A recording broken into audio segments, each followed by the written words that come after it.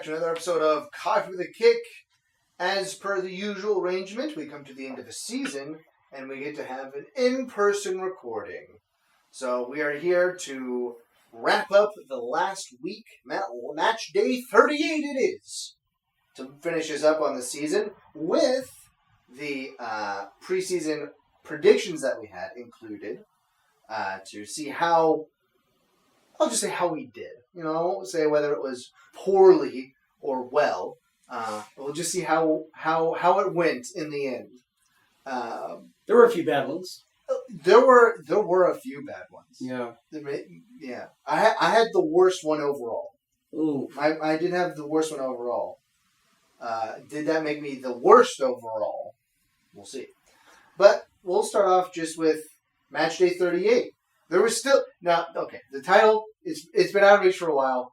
We looked at Liverpool's positioning here before we started. They've been leading since November 2nd. So not a lot of action at the very top of the table, but a lot of European action was up for grabs this match day. With I think it was 2nd through 7th was up for grabs basically in this one, with various shufflings around between there for this last match day. And you know, it went pretty well for us overall. We'll just start off at the very top here with Bournemouth and Leicester. Bournemouth did take out Leicester 2-0. Both of us had that one correct if you saw our Substack post.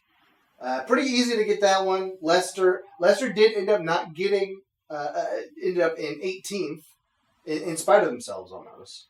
But Ipswichtown really just finished the season. I mean, they won on on April 2nd, and since then they've either lost or drawn since then. So they've been on a downward trajectory and managed to get themselves down to the 19th place before the end, with Leicester managed to get 8th. And then 18th, that is. Excuse me. And Bournemouth used that win to propel themselves up into 9th by the end of it. They had been in, I believe it was 11th at the beginning of the weekend. So with the other results, nice little jump for them there at the end. Yeah, pretty wild how Leicester, really the last 4 match days, before this one, the 3 previous, they had 7 points out of 9. Yeah. I think probably their best run of form all season came at the very tail end. They played a couple of teams they could have beaten, and they obviously did, but this one, Bournemouth just took it away in the second half. And good for them. Top 10 finish is pretty big, and that's kind of where it was up to them if they're going to finish in top 10 or not. And good on them. Good season for Bournemouth. Yeah, it's certainly better than we had them. A little spoiler alert there. Then we move to Manchester City, going into Craven Cottage, and coming away with a full-on victory. Looks like Pep learned from his lack of Haaland penalty taking in the FA Cup final, which they did lose, by the way, to Crystal Palace. Yeah, that one's tough. But Erling Haaland sealed the victory for them and sealed a 3rd place coming through after the season, where you can dog on Manchester for their performance back in like late October, November, and December. But, they recovered, got back up into 3rd by the end of it. Yeah, it was good. I mean, 3rd is not where you want to be, but... No, it's not. Saying that we finished 3rd, could have almost finished 2nd if we had not drawn a couple of games here late. I mean, not a bad season. Losses still in the single digits, draws still in the single digits.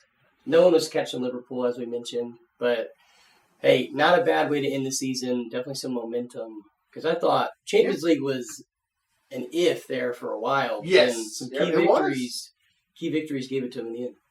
Yeah, it was good.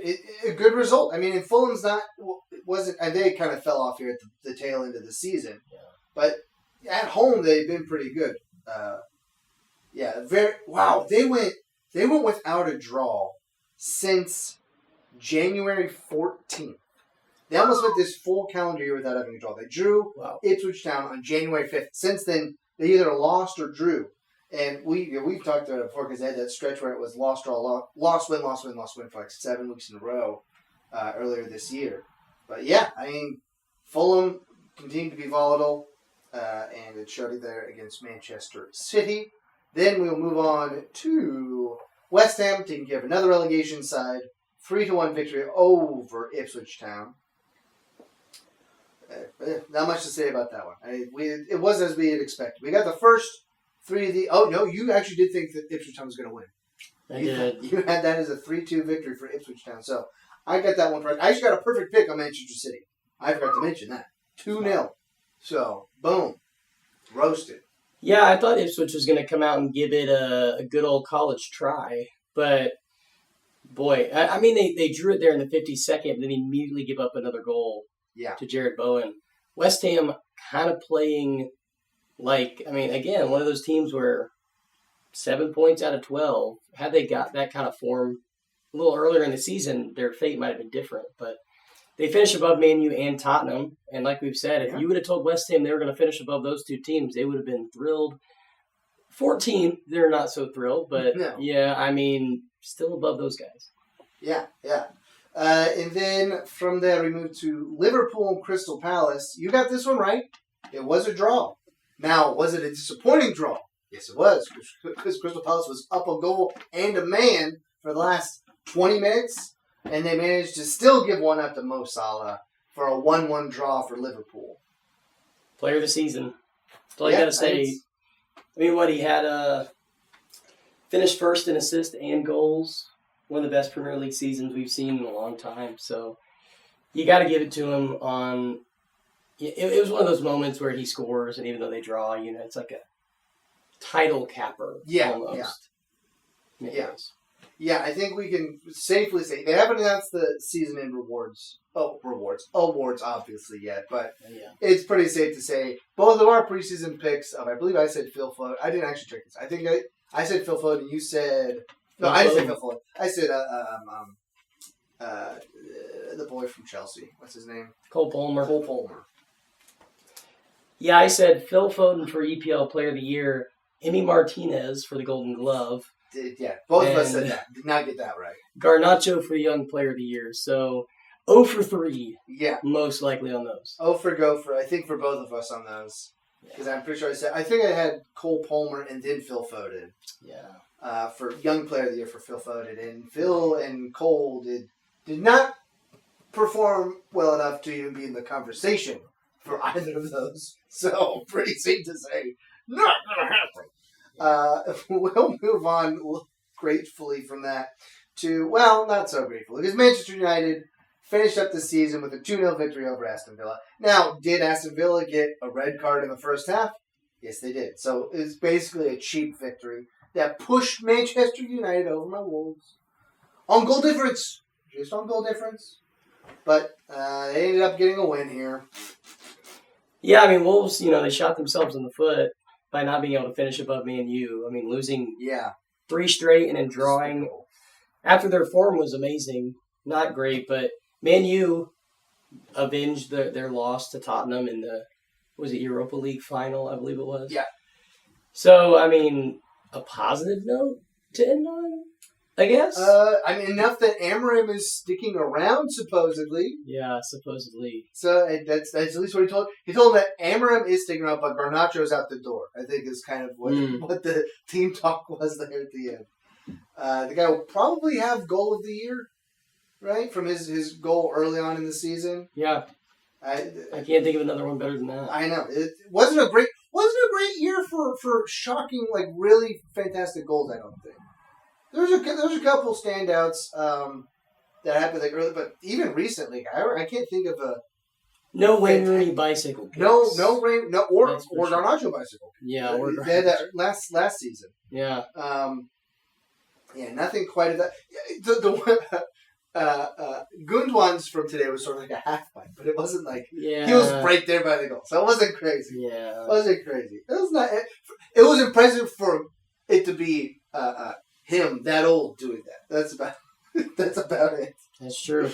Then we move on to Newcastle losing to Everton, but keeping their spot for the Champions League next year.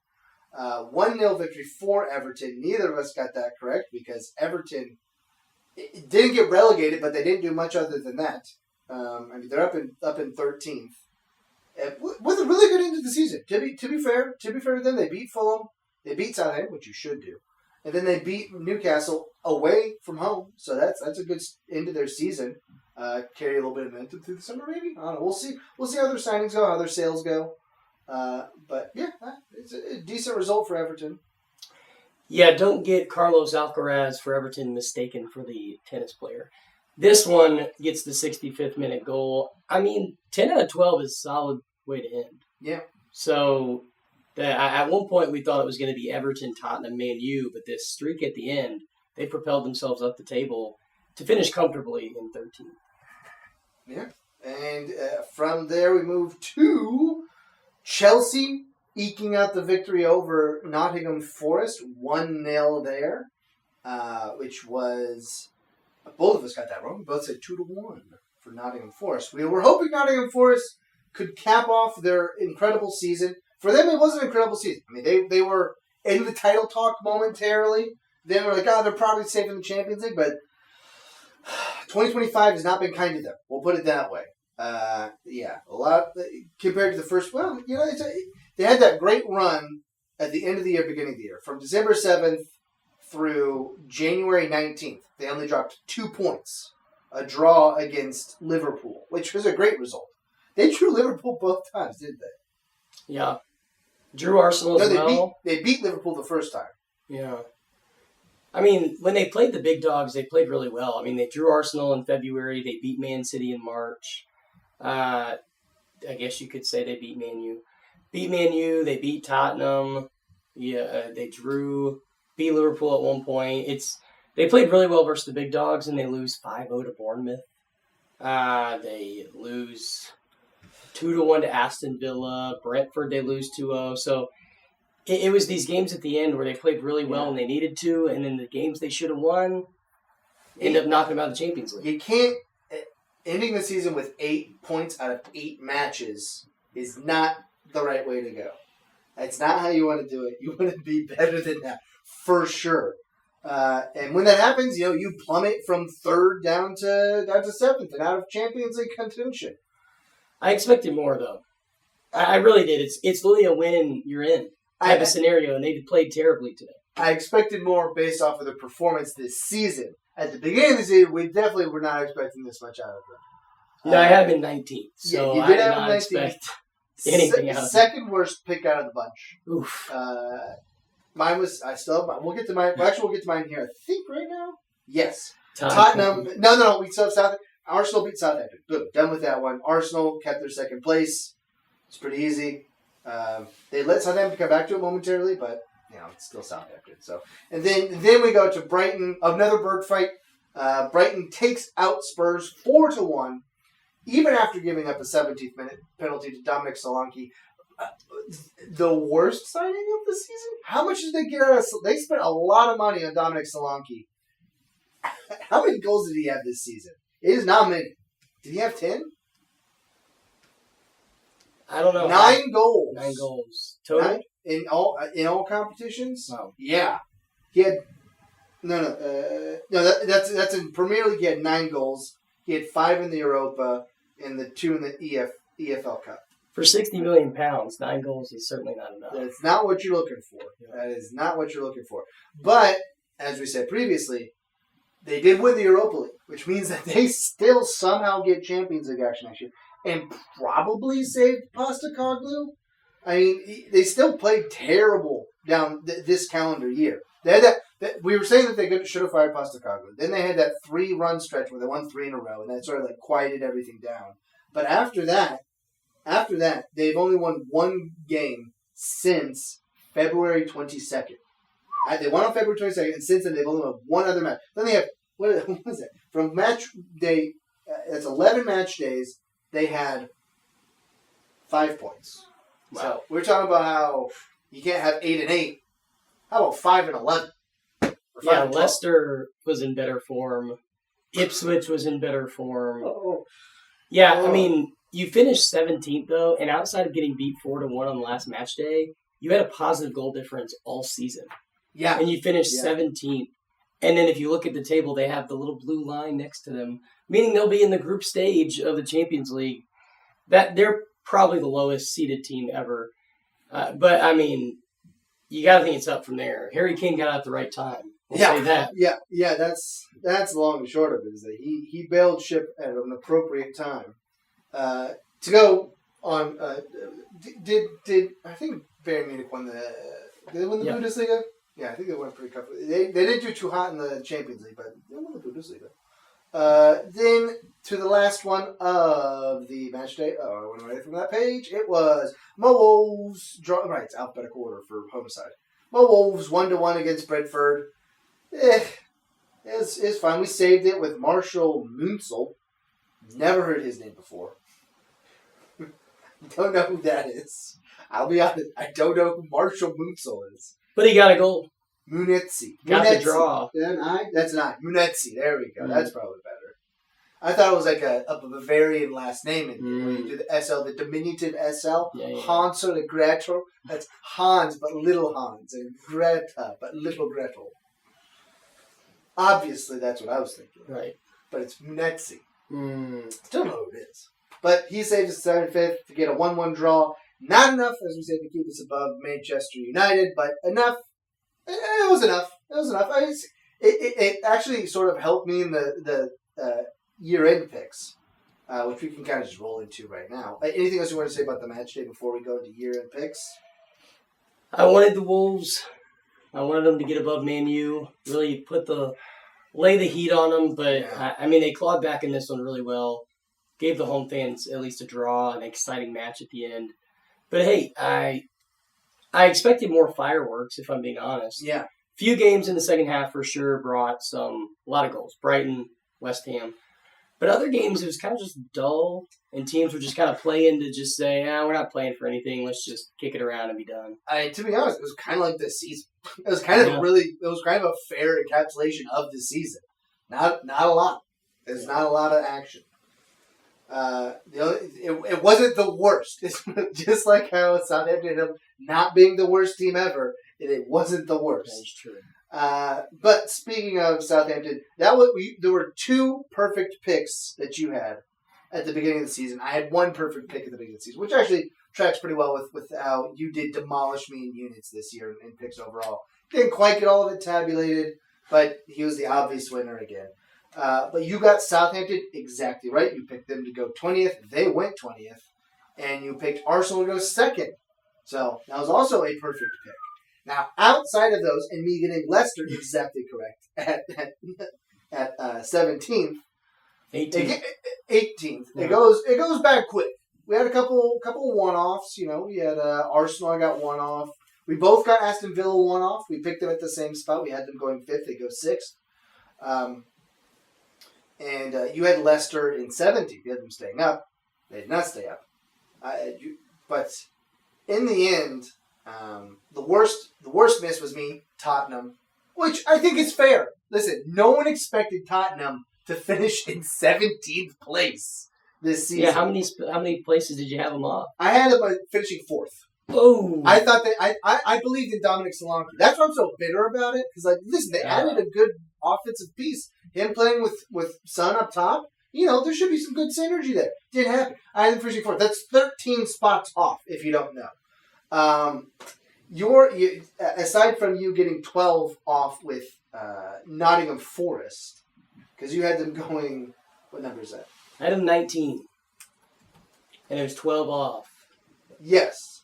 I almost had Wolves perfect, though. I had them at 15th. And originally had them at 16th on my paper. And I switched it like the silly boy I am. Everton, I was one off. Yep, Everton, you were... Oh, that's full. Yeah, Everton, you were one off. Wolves, you were one off. Leicester, you were one off. Aston Villa, you were one off. You had to cover all those. But your big misses were Manchester United and Tottenham. Also Tottenham.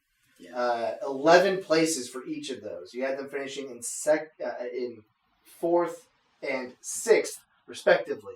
And that's not close to where they finished, which I think is what really... that even though I had the worst pick overall, after that, my next worst was Manchester United at 9. But then I kind of reined it in after that. Listen, is Liverpool finishing 7th? Not a good pick. I have an 8. I think that's fair. Yeah. I think it's fair. Yeah, you had them worse than I did. In the end, average misses. You were an average miss of 4.5 spots on the table. Yikes. And I managed to whittle that down to 3.9. So, listen, he may have missed the week by week, but technically, for the season predictions, I am the champion. So, look at that. I don't know if that's like domestic cup versus title race. I won the Community Shield. You won the title. I think that's how it breaks down. But yeah, I mean, that wraps up the 24-25 Premier League season. Leaving only the Champions League between non-EPL teams to possibly cover. Yeah, I mean, PSG might actually win. But aside from that, really in the table, had Man U, Tottenham, and Nottingham played to their predictability, I think a lot of this changes. If you flip Not and Tot, if you just flip their places on the table, our numbers go up dramatically. Yeah. Dramatically. Oh, yikes. But it's not great. Anything else you want to say here before we get on out of here? No, that's, I mean, we tried our best. You know, even I had a player for each team that I thought was going to be the best. Yeah, I didn't know. Do we want to go over all of those? I don't have all of them. We don't have to go over all of them, but just some notable, Ivan Toney for Brentford. He's obviously gone. Callum Hudson-Odoi, though, did play real well for Tottenham. So that feels like a pretty solid pick. If anybody played well for Tottenham. That's true. Or, sorry, Nottingham. He's on Nottingham. Sorry. Okay. Tottenham, I had Son Heung-min. Yeah. Whatever. Yeah. Alexander Isak, he played really well. He was my guy to watch for them. Mo Salah for Liverpool, obviously. That was a hit. That's a hit. Emil Smith-Rowe, he played really well there for a little bit. But yeah, I mean, some of these signings, though, I never even heard of any of them after I wrote their names down. So that's tough. Dominic Solanke was the notable transfer. How could he not be? I think he was the most expensive transfer. Onana was... Oh, it's a different Onana for Aston Villa. Yeah, I don't know. It was interesting season. Got a couple right, so I'm excited for it. What about it? Yeah, but that brings us to the bittersweet moment. For all of you lovely viewers out there, not only is this the end of the season, but we are going to call it the end of the show. We both have other things that we work on. He's got a whole family that he takes care of. I it's just comparatively I don't. So I've got other projects that I'm working on. So we're going to sign off here for the last time. So until we see you again in the great beyond, why don't you go ahead and grab some coffee, watch some soccer.